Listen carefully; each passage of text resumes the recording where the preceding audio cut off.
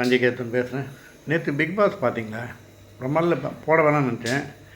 நேற்று பார்த்தேன் சரி அப்படின்னு. அதாவது நேற்று வந்து ரொம்ப அந்த சண்டே சாட்டர்டே வந்து விஜய் சேதுபதி வேப்பல் அடிச்சதில் இந்த கமருதீன் கொஞ்சம் மாறிட்டார்.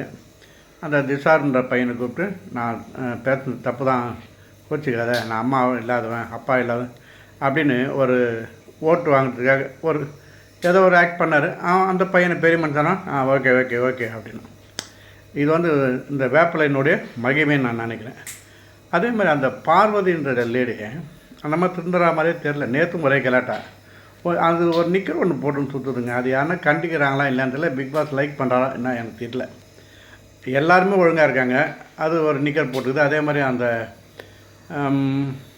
ஆதிரை கடை இன்னொரு பொண்ணு ஒன்றுக்கு பாருங்கள், அந்த பலூன் சொல்லுவாங்க, அந்த அரோரா அது ஒரு நிக்கர் போட்டுன்னு சுற்றுது. இது ரெண்டு தான். மீதி பேர்லாம் ஒழுங்காக இருக்காங்க.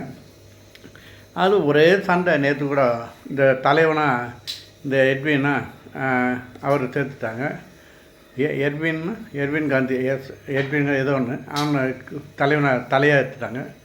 அவர் சொல்கிற பேச்சும் கேட்க மாட்டுது. பார்வதி ஓவர், நான் அப்படி தான் பண்ணுவேன் இப்படி தான் பண்ணுவேன், ஒரே கலாட்டா, சர்வாதிகாரம், நான் உண்ணாவிரதம் இருப்பேன், அது இருப்பேன்னு. கூட அந்த கனியாக்கானுக்கு காரக்குழம்பு அந்த மாதிரி ஒரே தகராறு. அதெல்லாம் பார்க்குறதுக்கு ஒரு ரொம்ப கஷ்டமாக இருக்குது. இன்னும் இவர் வேப்பில் அடிக்கக்கூடாது, வேப்பை மட்டும் எடுத்து அடித்தா தான் திருநாங்க இல்லை பெத்தாமங்கெல்லாம் எடுத்துடலாம். இந்த ஷோ பார்க்கவே முடியல.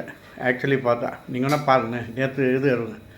அதே மாதிரி நேற்று ஒரு கேம் ஒன்று வச்சாங்க, சூப்பர் கேமுங்க. உண்மையிலே ரொம்ப டஃப் கேம் அது. அதாவது 7 பேராக பிரிஞ்சிடணுமா. தலைவன் வந்து தலையன், அவர் தான் ரெஃப்ரி மாதிரி பார்த்துக்கணும். அந்த போர்டில் என்ன பொம்மை வருதோ அதே மாதிரி நீங்கள் செய்யணும்.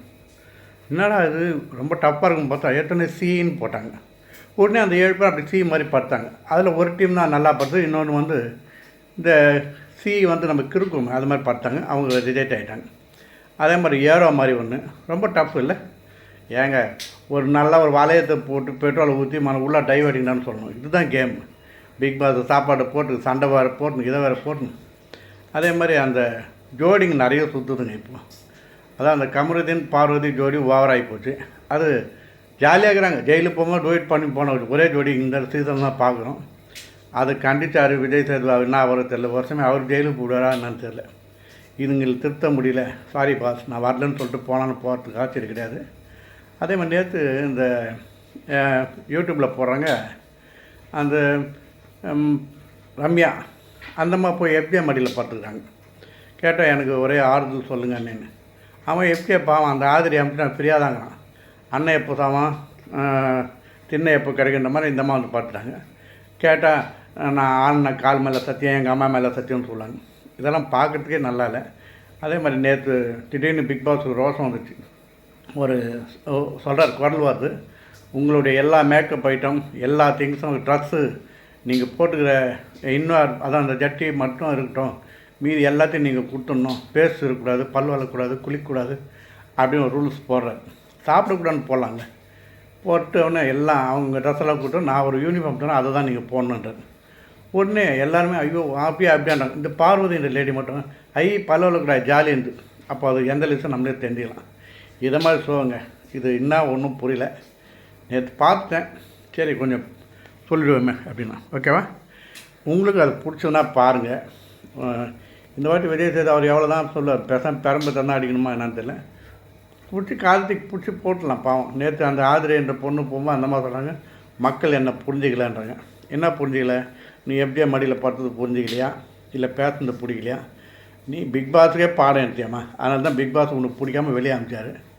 அந்த மாதிரி நம்ம பெரிய ஹீரோயின் மாதிரி பேச போகிறாங்க. இதெல்லாம் எப்படி? இதில் வேறு விஜய் சேது அடிக்கடி சொல்ல 5 டெஸ்ட் வச்சோம், 5 டெஸ்ட் வந்து என்ன டெஸ்ட் வச்சோன்னு தெரில, ஒன்றும் புரியல. அது நல்லாக தான் பாருங்கள்.